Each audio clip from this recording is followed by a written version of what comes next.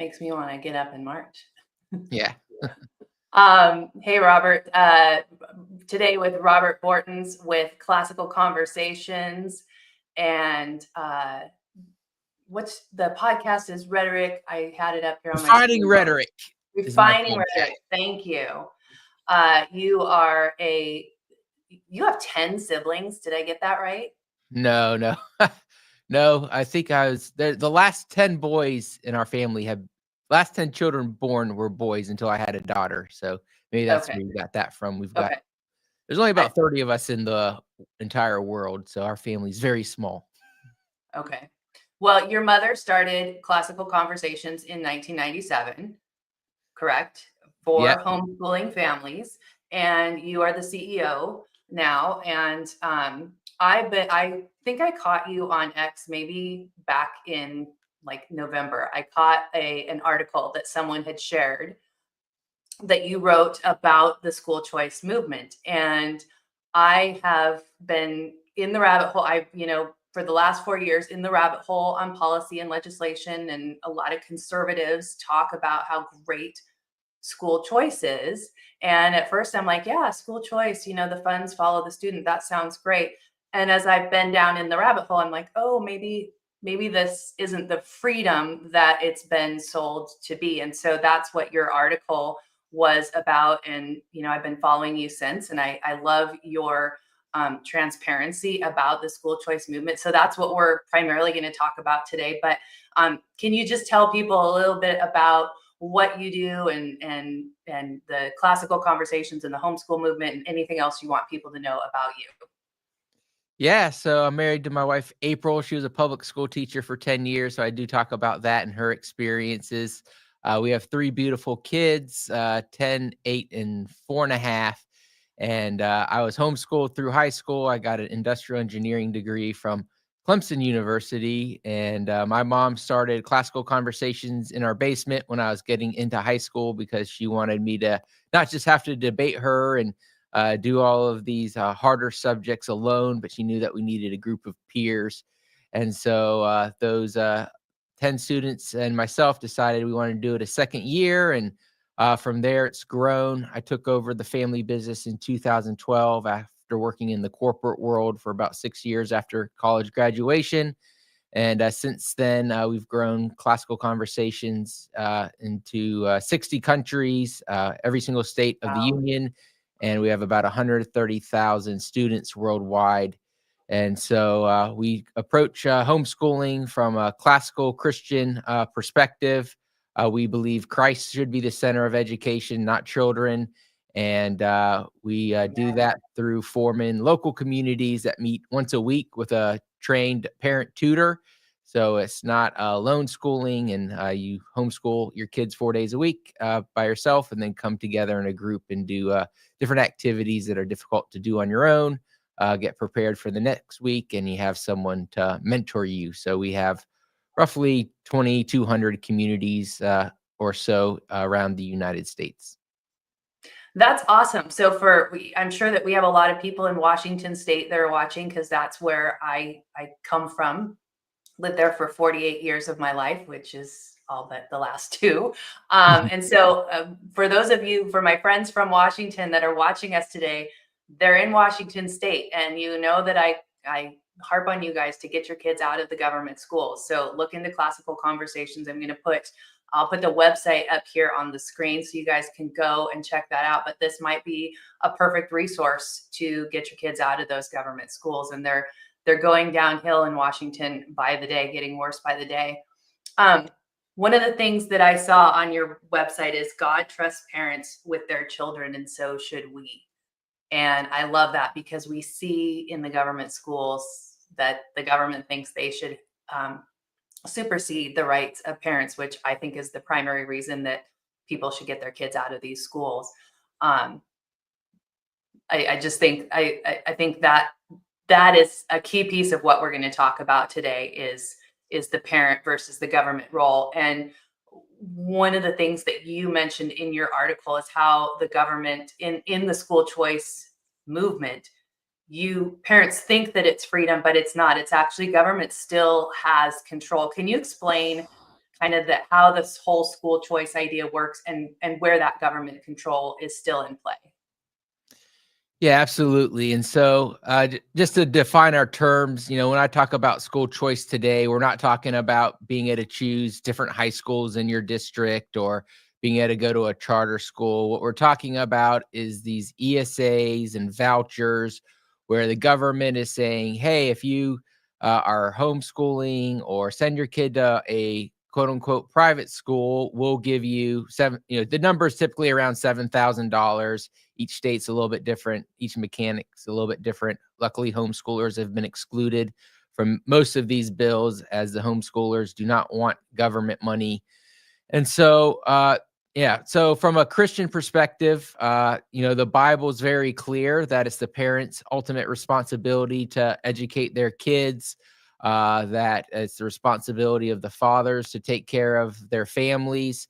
And there's actually 0 Bible verses that give a civil government any responsibility over education, especially Christian education. They're almost exclusively for parents' responsibility. And there's only a couple verses that even give the church any responsibility over Christian education. And so what we see here, and you can kind of think about the war on poverty as well.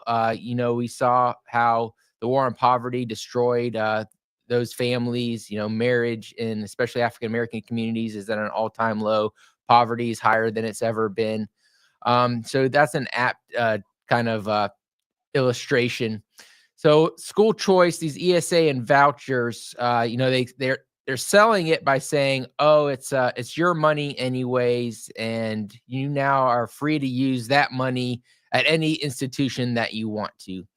And so what does that really mean? Well, first of all, it's not your money because you paid it in taxes, and most of these programs are giving more money back than anyone's paying in taxes. Like, for example, my friend in Arizona, they have 5 kids. They're eligible to take the money. They decide not to take the money. So they're turning down $35,000 a year. And they can spend it on whatever they want. At least now they can. But what it's really doing is it's taking place of the father. It's taking the role of the father away from them, the role that the Bible explicitly gives to the father, and inserts the government into it. So we're taking, I think most of us can say our governments are sick. They're not operating as they ought to be. And so we're taking a sick government and inserting it into a healthy family and a healthy education system. And ultimately, that's going to lead to dependency. It's going to lead to capture. And your kids might have free choice or something for a year or two until they start putting strings on. And then eventually, your grandkids are not going to have any choice at all. And so that's ultimately, when you break the rules set forth in the Bible, how God designed the world, you have negative outcomes. And so we know that you value what you pay for. And so when you are using third-party money to pay for something, you do not use the same care and consideration when making choices. That's a fundamental part of the free market, and why the United States, at least up until maybe the last 20 or 30 years, has been so prosperous. But as more and more regulation gets added, we know that the boot of the government is on our necks more and more. And by increasing state budgets, which school choice has done in every single case so far, we're just putting the boot of government on our neighbor's neck even heavier, because our neighbors have to pay more in taxes. Widows have to pay more in taxes to stay in their houses, and et cetera. So there's nothing conservative about school choice. There's nothing free market about school choice, and there's definitely nothing Christian about school choice. So I want to talk about because as I've been digging into all this, you've got lobbyist groups that lobby for school choice. And one of the things I think a lot of just your average citizen who's not paying a lot of attention, but they hear kind of the buzzwords, they don't really understand all of the sort of behind the curtain stuff that goes on. And so on the public education side, you have all the typical, the teachers unions and the PTA groups and all of that. On the school choice side, you have sort of an equivalent to the unions, correct? Yeah, so it's mostly my friends that are on the school choice side. So organizations like Americans for Prosperity and some of their groups like Yes Every Kid. You've got groups like the Heritage Foundation. You've got all sorts of different conservative think tanks, that are pushing and creating this grassroots like momentum. But really, it's just that they're paying a bunch of people to promote it. One of the and hey, these people again are my friends. I've made phone calls with AFP. I've knocked on doors with AFP. I wrote part of the education chapter for Project 25 with the Heritage Foundation. So these are, I agree with 70 to 90% of the things that these groups are doing, but I vehemently disagree with school choice and how they're portraying it. It's very disappointing for me to see that they're not being honest. Since I have been a donor in the past in a number of these organizations, I'm in a number of conservative think tanks. I get invited to different conservative meetings. They admit to me behind closed doors that they don't know if this is going to work, but this is their best chance, and it fires people up, and so they're going ahead with it. And I'm like, well, if you don't know that it's going to work and you admit that my concerns are valid, like, why are you not just trying this in 2 or 3 states, let it play out for a few years, see if it does work or doesn't? But you're barreling ahead to 25, 30 states trying to get this passed, and you admit that there's no way of doing it. And a lot of times they say, yeah, so we don't necessarily even agree with school choice that much, but our donors do. And then so you got to follow the money. And their donors are people who are involved in WEF and people involved with the United Nations, trying to do some globalist things. So they have good conservative donors like me, but they have some dark money that don't necessarily want to be involved with either. So their heart's in the right place. They want to help kids, but ultimately they're not helping kids. It's not going to help families, because at least now we have a place to run to. If our government school is failing us, we can homeschool. We can send our kids to private school. There's scholarships available for private schools for low income people. There's even scholarships for homeschoolers if you're a low income or widowed. So the private market has filled this in, and these donors, I mean, have literally spent hundreds of millions of dollars promoting it. I mean, if you look in Texas, and I don't know if everybody knows, a typical like Republican primary, like here in North Carolina, you're going to spend maybe $30,000 on a seat, and then you're going to spend probably $300,000 to $500,000 in the general election. Well, in Texas, and Texas is a little bigger, so that number might be a little higher. They were spending, $4 to $8 million against Republicans in primaries to kick them out and get school choice people in. They were spending, I think, in one district in Tennessee, over $1 million on a primary against a really good conservative Republican who said school choice isn't conservative, and so they spent $1 million to kick him out. The guy lost by 30 votes. And so, for these organizations, it's like, well, why didn't you spend, it's your money, but why didn't you spend $130 million opening up new private schools and helping to change laws and giving scholarships out and really empowering parents through philanthropy, which they normally are what they're doing. That's why I was like calling them out. I was like, look, this is what it says on your website. You're doing the opposite of your core values that you have written. And so it's really heartbreaking to me. And so it really is a dependency trap, and it's not a slippery slope. I'm happy to give plenty of examples of why this is not going to work out like they say it's going to work out. Yeah, I want to back up just for a second, because I don't want people to miss something you said. these organizations and individuals and groups are spending millions and millions of dollars in campaigns to get pro school choice candidates elected over conservative candidates, when they could be, if they truly cared about the children, why wouldn't they spend that money in scholarships or building actual, private schools that, for to advance educational freedom? I think that's a huge point that people need to know, and don't miss the money trail.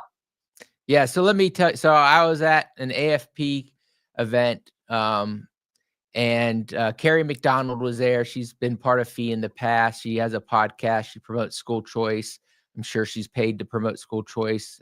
A lovely lady, by all means. And Iowa had just passed their comprehensive school choice bill, and everybody was there. Was kind of celebrating, patting each other on the back.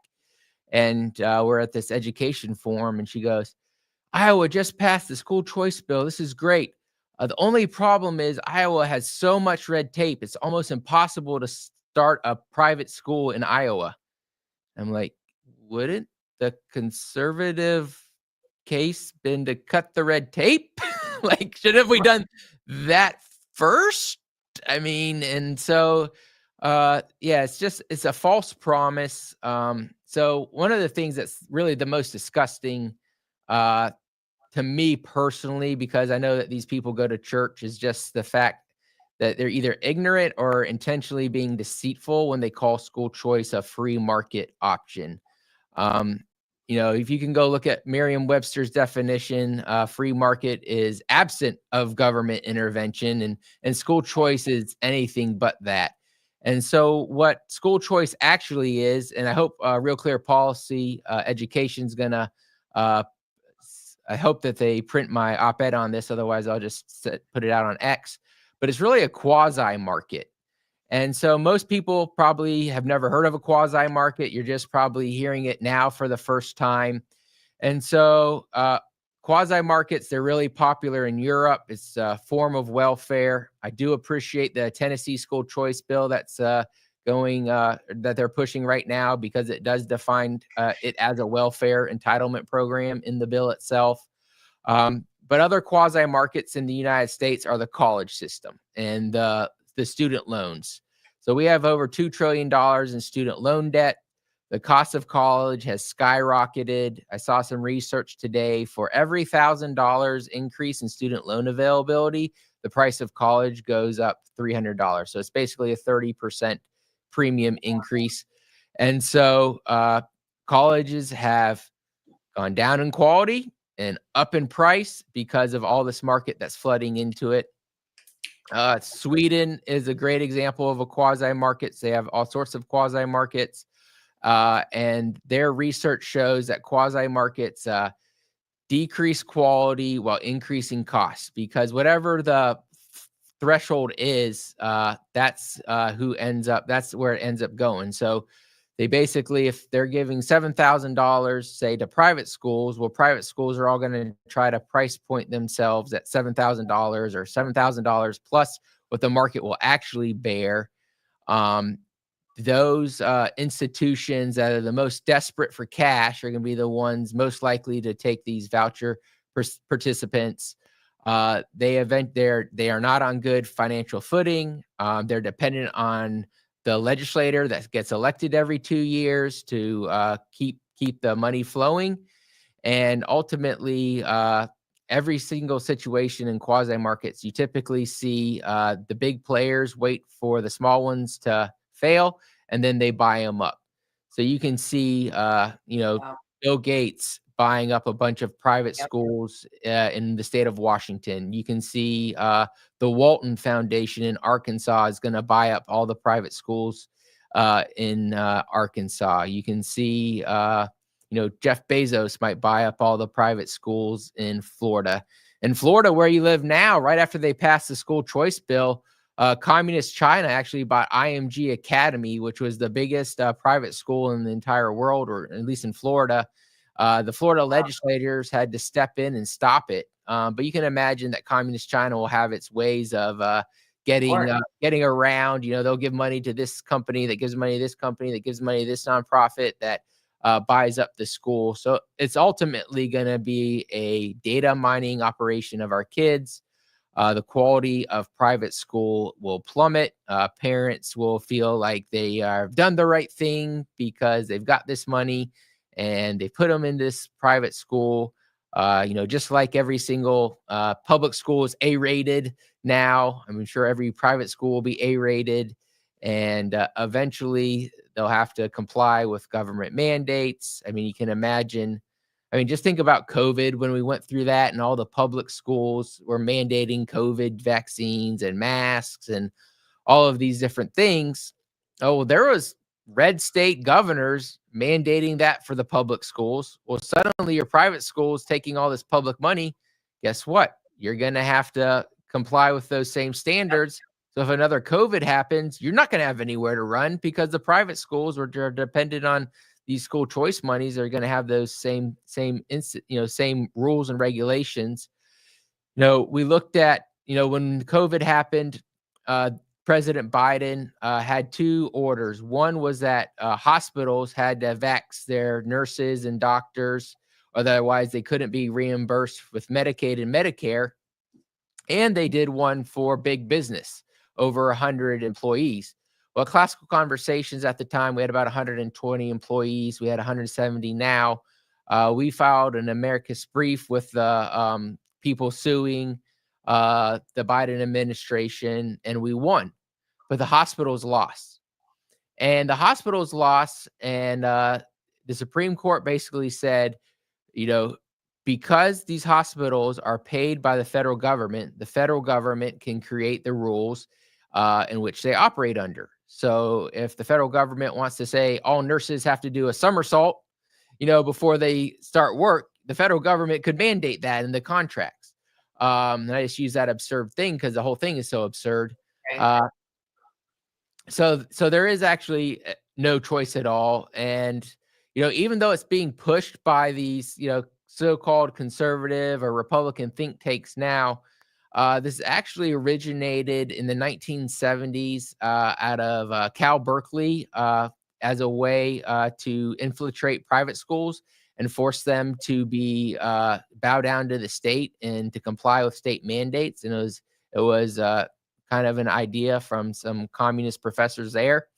And then the United Nations has adopted this as part of their global strategy for inclusion and equity.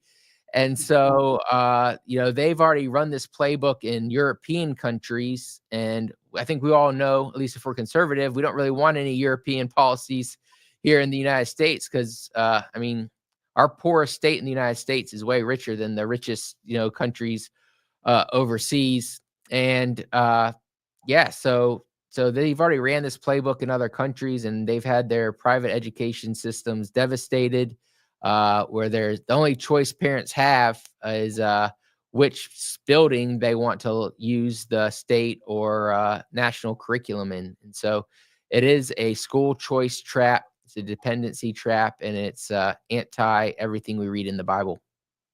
Well, and based on what you're saying is it might start out like it seems okay, but it just snowballs, like more red tape, more Like government overreach. every Go ahead. single policy. They start with no strings attached. I mean, just think about Obamacare when it got rolled out. Like the first time, there's no strings attached. There's all these subsidies. There's all these things going on. So it becomes palatable to the user that this takeover is happening of the healthcare system. And then by the time you realize what's happening, well, you can't get out of the system. The system hasn't, really just taken over the entire body, and you're stuck.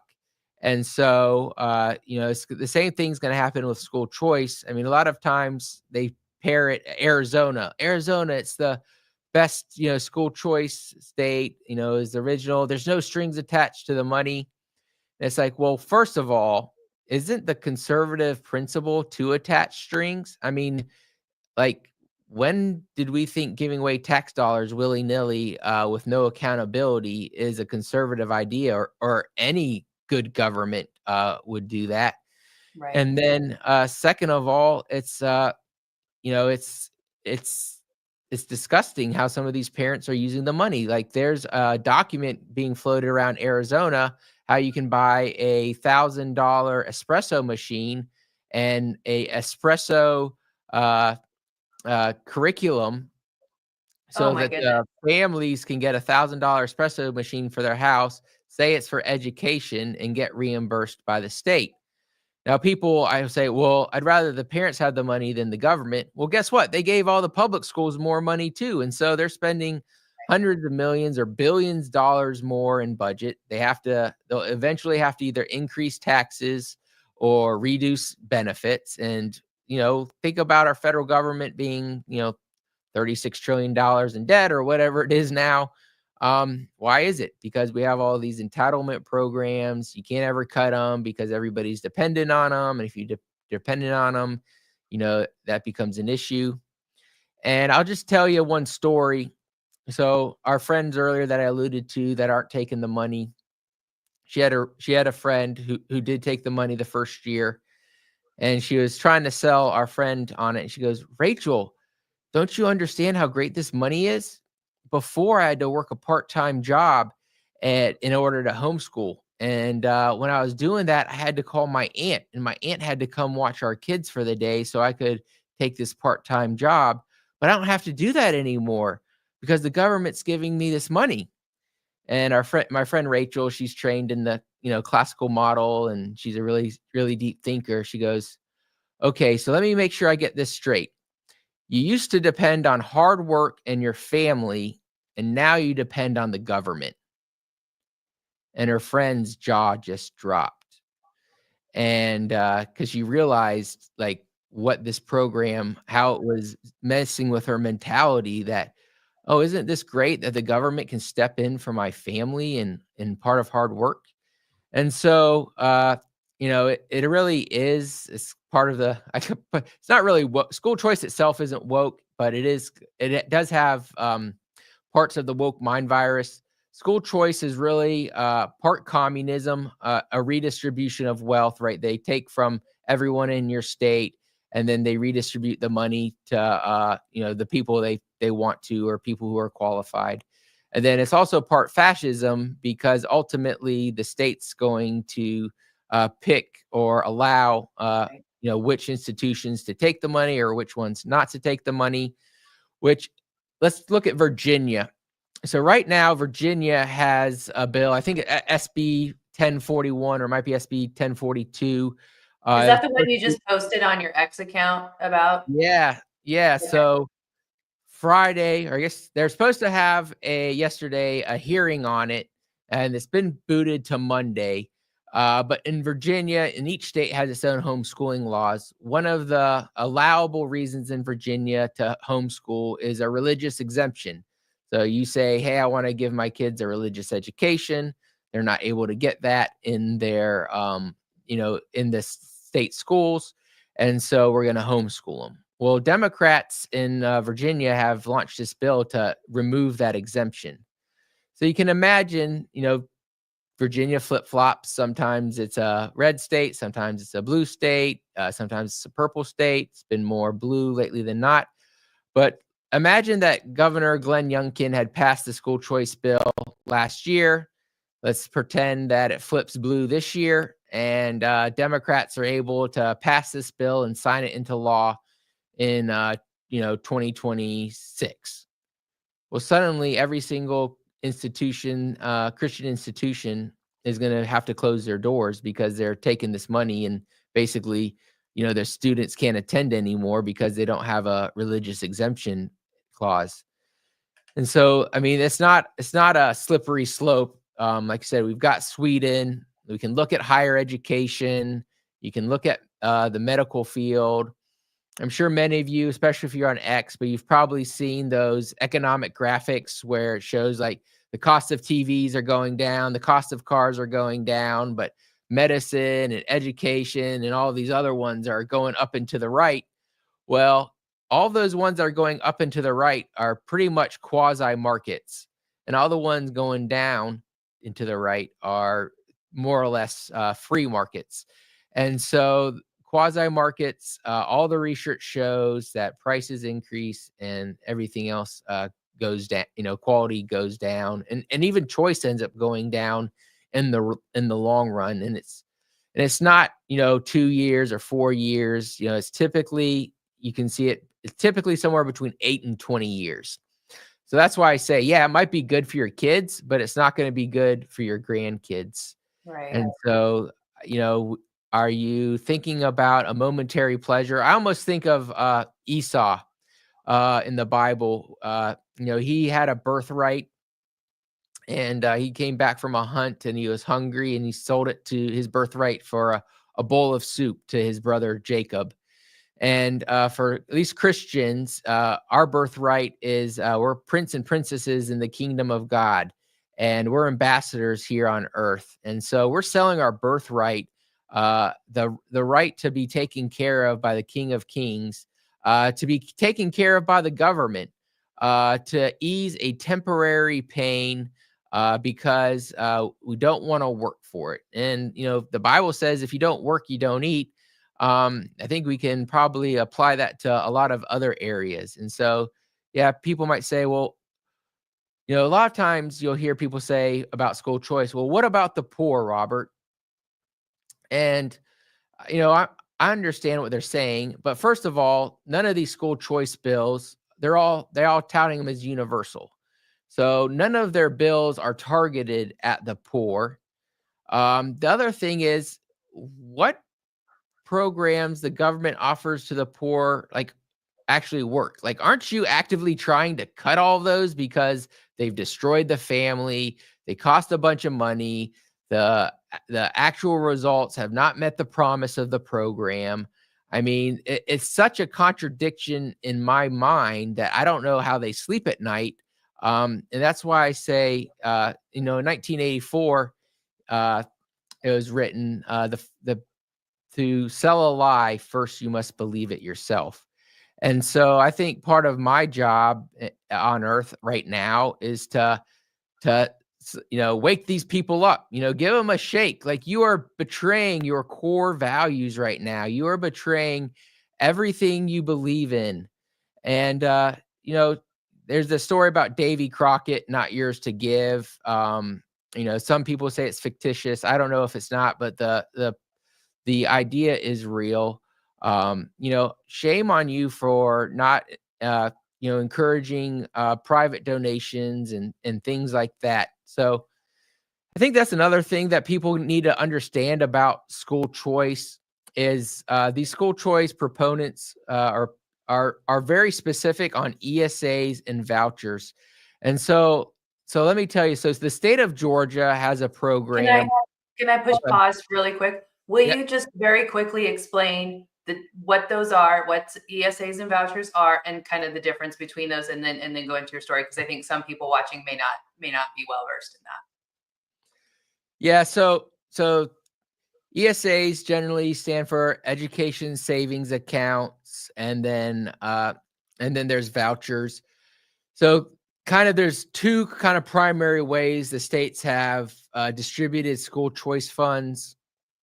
And so one way, and there's so many different mechanics, but I'll just try. One way is an ESA where they'll say, hey, you get $7,000 per kid. It's in, it's deposited in an account for you, typically managed by Class Wallet.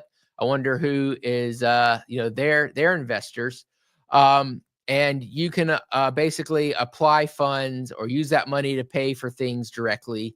And then there's vouchers, which is oftentimes like a school will apply to be on the list, and then you'll enroll in that school, and the state will directly send them, your allocation directly.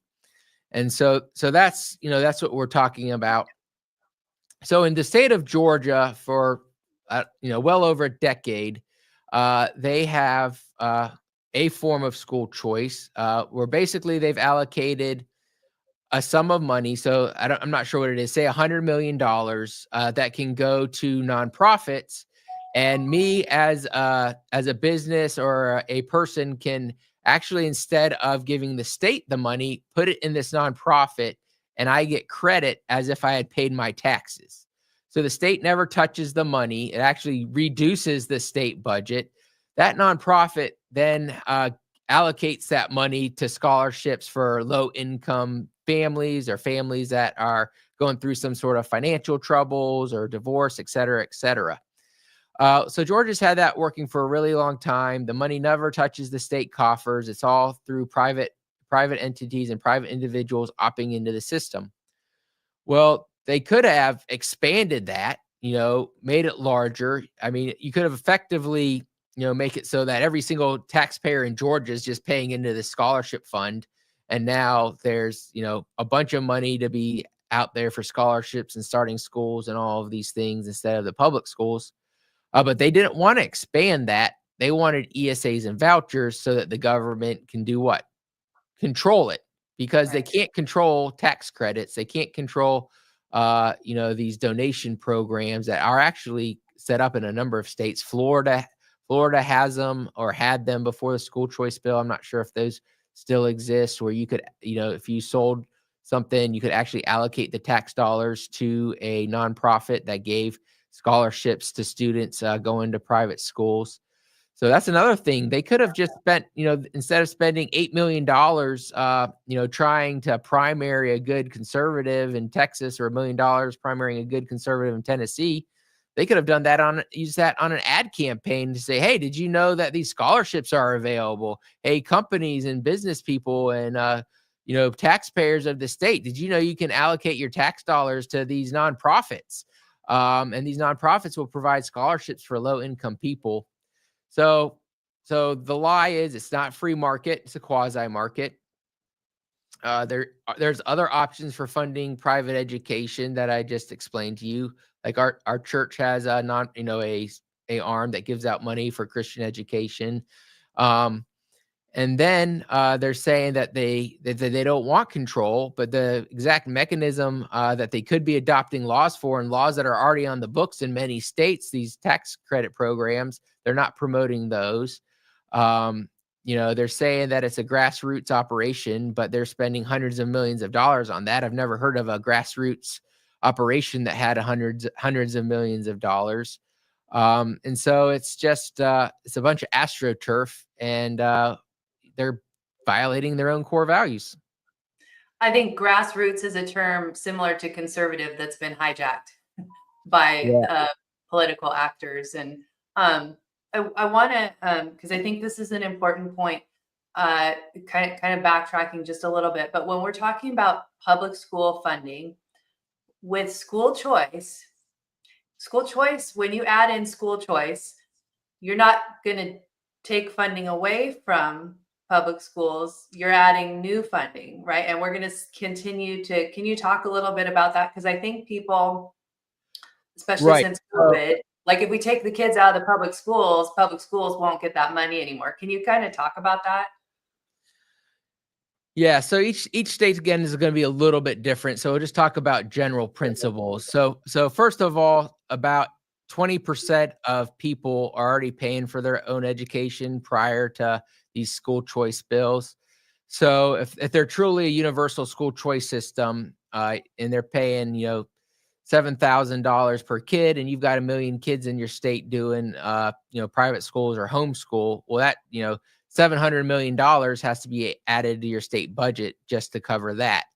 And since these bills are really unpopular with legislators, they typically come with teacher raises, building fund allocations, and additional money for public schools. So they typically add hundreds of millions of dollars to your public school budget. And so, they use government math to say, well, in the future, it'll save us money. And anyone who has a brain knows that every time the government has said in the future, this will save us money, I think their track record is 0 for $1 billion. So their track record is not great on fulfilling that promise. And so, in theory, you get public school students who then go to private school that wouldn't have paid for it on their own. And if the state is paying $14,000 for their education and then giving them $7,000 for their education, In theory, that's a $7,000 savings. But first, again, you have to offset all of those students that were never in the system to begin with that are now. And then the other issue is, people bounce around. 30% of kids move every single year. So you might be in the system this year and out of the system next year. Educational options have almost become ubiquitous, where people will send their kid to the public school for elementary school and homeschool them for middle school and send them to the Catholic school for high school, but then send them their junior and senior year back to the public school. So it's not like these kids are out forever. They bounce around all the time. The state of Tennessee has the worst school choice bill ever, probably going to be voted on later this year, that basically actually double funds the students. So the state of Tennessee, and this hasn't been the case in most of the school choice bills, but it just tells you how popular it is. They're going to give a $2,000 bonus to every single teacher in Tennessee. I'm not saying they deserve it or don't deserve it, but that's part of the school choice bill. They're allocating tens or hundreds of millions of dollars to building funds to build more or improve public schools. And then if a child leaves public school, not only are they going to give him, the $7,000 or whatever the voucher is to leave public school, they're actually going to fund that public school, which I think they give somewhere between $10,000 and $12,000 a year per student on average, fully funded. So you can imagine, you could have a public school, if this program worked well, and they don't, like, people don't leave public school. It's only private school people really taking this money, the vast majority of it, more than 50%. So they're not paying for themselves. But I mean, in theory, if this worked really well, you could have a public school that had, say, 100 students in it, all 100 leave for a local private school. Well, that public school would receive just as much funding now that it had 0 students. Everyone in that public school would still be employed. They would be making improvements to that public school with the money that was allocated to it. Meanwhile, the halls would be sitting empty and the teachers would be making TikTok videos all day. Yeah. And so again, not conservative. They're not being honest when they're telling you the benefits of these programs. It's expanding the government. People say this is the other lie that they tell. It's like, well, it's shrinking the government. And I've never seen a government budget go up and someone argue that the government had gotten smaller. And because these programs need administrated, they all form either new administrative positions and new departments within the state government, or they create new responsibilities inside, current government entities that already exist that now have to be manned with somebody. And so you've got more government administration, you've got a bigger government budget. They're typically using like a third-party provider like Class Wallet or one of these other ones. These groups can take anywhere between 1% of the funding to 10% of the funding. So if you think, okay, the state of, say, Tennessee, we're going to allocate, $200 million to this program. Well, 20 million of it, up to 20 million of it's going to go to the third-party provider that's going to be helping out. And they still going to be adding, 10 new roles or, 4 new roles, whatever the number is, and a whole new bureaucracy inside the government. And there's no protections. Like, basically, the lawmakers are saying the bureaucrats can make whatever strings attached to it they want in the future. And so ultimately, it's a false promise. The people pushing this are either ignorant of economic policy, in which case we shouldn't believe them, or they're intentionally being deceitful about it. And so, people say, well, Robert, why are you helping out the teachers' unions? And I say, look, I have been fighting the teachers' unions for my entire life. We've been rescuing families from the public school system my entire life. I have known no different. What question I have for you is, why are you trying to make every single private school public school? You don't think teachers unions can be required for private school once you have school choice? Oh, come on. If you're getting public money, of course the teachers unions can be required to be hired in your private school. Yeah, that's not on the docket right now, but I guarantee you that's going to happen. Or at a minimum, private schools that are taking the government cheese are going to have to offer the exact same benefit packages as the public school teachers. And so, it doesn't do anything to hurt the teachers' unions. It doesn't do anything to make education stronger in our country. It's going to decrease the quality of education in private schools. It's going to make them dependent on the government. I'm old enough to remember when Colorado was a solid red state. There's other people in their 60s that are old enough to remember when California was a solid red state. Legislators come and go. Florida, bright red right now, but it used to be purple and sometimes leaned a little blue. Yeah. Tides change, things change. And what we see in Virginia right now is a foreshadowing of what we'll see in any state that adopts school choice. We are selling our future for a bowl of soup today. Yeah, and this quote that I put up on the screen from Joy, that's a quote from your article, the dependency trap, which I put a link in, and I will make sure that it goes in the description on YouTube after we're done with the live, because it is a great article. It's a must read. It's a must share. And in closing, I want to kind of touch on this issue in Virginia that's happening with the homeschooling, because I don't want people to miss that this will not leave homeschool untouched. They will eventually come for the homeschooling, as we're seeing, with Virginia. Yeah, absolutely. And right now it's very hard to pass homeschooling regulation because homeschoolers do not take any government money. If there's that, say there's 5 million homeschoolers and they save the government $20,000 a year, is a little bit high. But that's $100 billion a year. I think that homeschoolers are saving the government, state government, every year. So you would have to raise taxes that much. But right now we have the higher moral ground. We can say we don't take any of your money, we don't take any of your resources. There's no reason for you to make us jump through your hoops.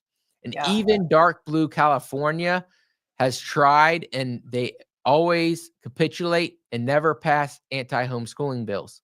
As soon as you take the money, the state has the moral high ground. They actually have a moral requirement to be accountable for the funds it distributes. That is the Christian perspective. That is the conservative perspective. And so, yes, they'll put strings on there that aren't morally right, but that they all have the moral high ground. And when you go to beg, when you get on your knee to beg the master to have some money and freedom, remember this podcast, right? I'm sorry, my knees will not bend.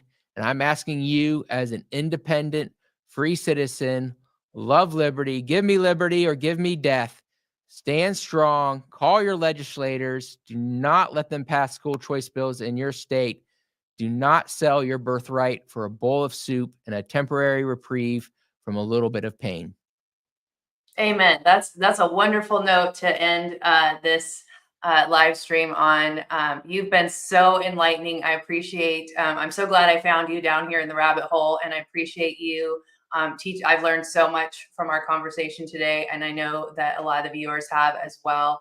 And we'll definitely be putting out the calls to action for different legislation of school choice around the country that we see to not pass those bills. So I hope that you'll join me again soon. And for everybody watching, make sure that you follow Robert on X. It's at the Robert B Show, and he puts out great content, and you'll learn a lot about school choice, as I have, and even more so today. So thanks everybody for watching, and thank you, Robert, for joining me today.